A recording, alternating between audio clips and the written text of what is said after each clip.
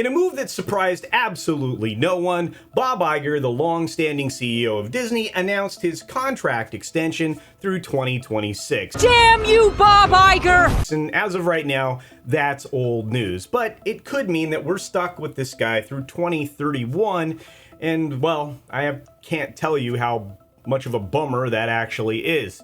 Media giants in general are actually facing a whole bunch of mounting uncertainties. Disney in particular is dealing with box office flops, ESPN cost-cutting measures, in fact cost-cutting measures across the board, and subscriber losses at Disney Plus that are probably, and likely, much greater than the previous quarter. So what possessed Uncle Bob to sign up for this new gig, or to renew his old one? Well, on the surface, to me, it didn't really make sense other than he just likes to be in control of something. But there's more to it, so we're going to dive into the reasons behind Iger's commitment to the company and the potential implications for Disney's future. We'll analyze the current state of Disney, Iger's strategic vision, and the rumors surrounding mergers, acquisitions, and divestments. Welcome to Bob's Bomb Factory. Here we go. So let's start off with one of my infamous dad jokes, because I know you love them. Why does Uncle Bob's successor search feel like a roller coaster ride at the parks? Because in the end, you end up in the same place that you were, only nauseated, disoriented, frustrated, and a lot poorer. Man, we have jokes and jokes and jokes and jokes. No? Alright. Amidst the flurry of setbacks for Disney, Bob Iger's contract extension has left industry insiders and most of us in the cheap seats just plain scratching our heads.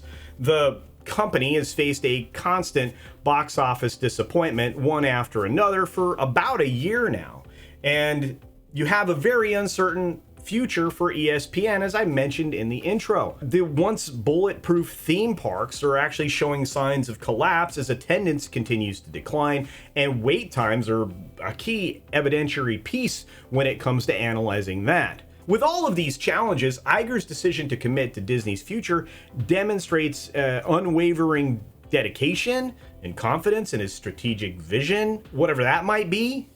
And while the specifics of that vision remain a mystery to everybody, including probably himself, experts speculate that he may be eyeing the sale of Disney's television assets considering the decline of traditional TV. And that actually makes some sense. But hey, in my observation and estimation, the decline linear TV still has plenty of profits to be had. I think it may be a little hasty to start kicking everything to the curb, but hey, who am I to judge? With that in mind, get ready to bid farewell to ABC and similar linear television broadcasters, well, abroad at least, as Disney shakes out all the pieces that it acquired from an ill-conceived Fox purchase. In fact, hey, perhaps Fox might be on the table as well. Who knows? But I think a lot of different items that are in India are going to be gone in the very near future, passed off to, well, other interested parties.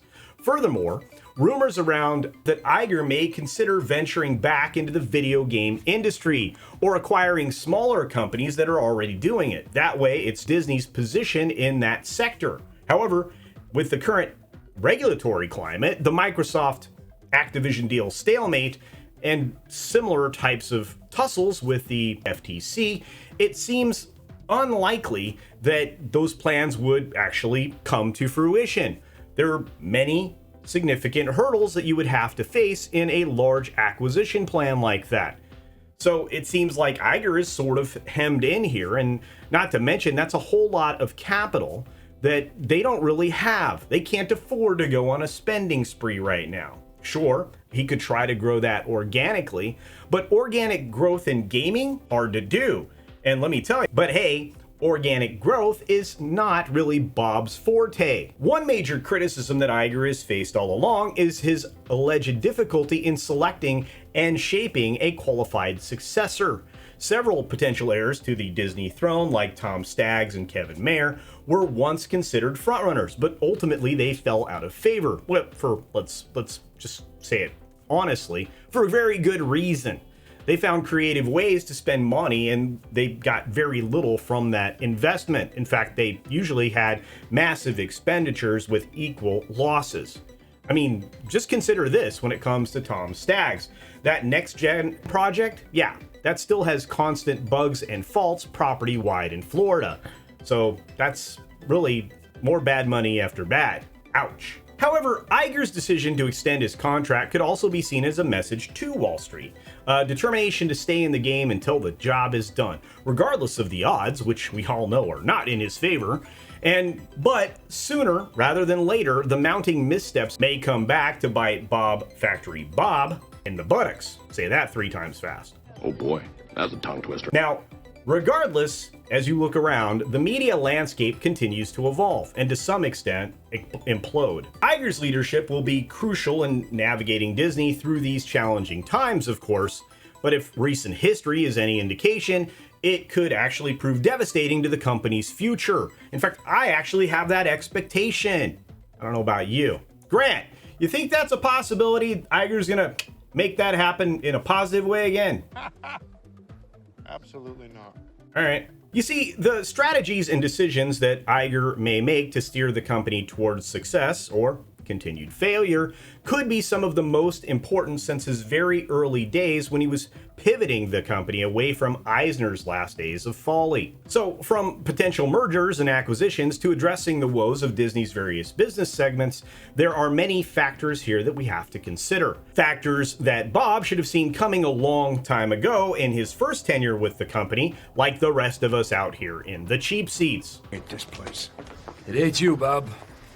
Let's face it, there just isn't much intricacy or nuance to Iger's decision to stay. It's all about preserving so-called legacy that, like spoiled milk, has little chance of becoming fresh again. The current state of Disney and its impact on the media industry as a whole will be somewhat of a bellwether.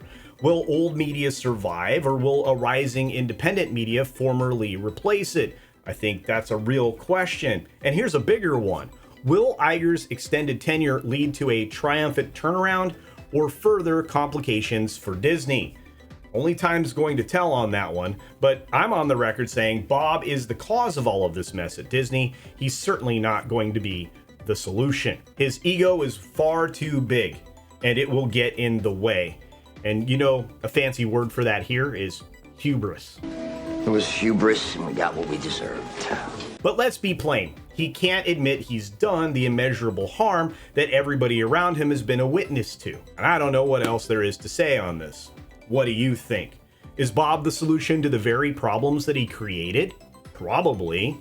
Is he capable of taking all the corrective actions that are required to set the company back on the right track? I can't imagine. And finally, will Disney ever become a wholesome family company again? Well, I think you already know my answer for that one. Please leave your thoughts in the comment section down below, and let's talk about all of these, well, various issues when it comes to Bomb Factory Bob. I really hope we can have that conversation, and I also hope that you are subscribed to the channel. I would appreciate if you are not, that you click the little red subscribe button, turning it to gray, and hitting that thumbs up button as well. Also, leave a comment because, believe it or not, I try to get to a lot of those on every video. Sometimes I can't, most of the time I can. So, fire away. And with that, be sure to take care of yourself, take care of others, wash your hands, of course, because it's It's good hygiene. And until next time, bye.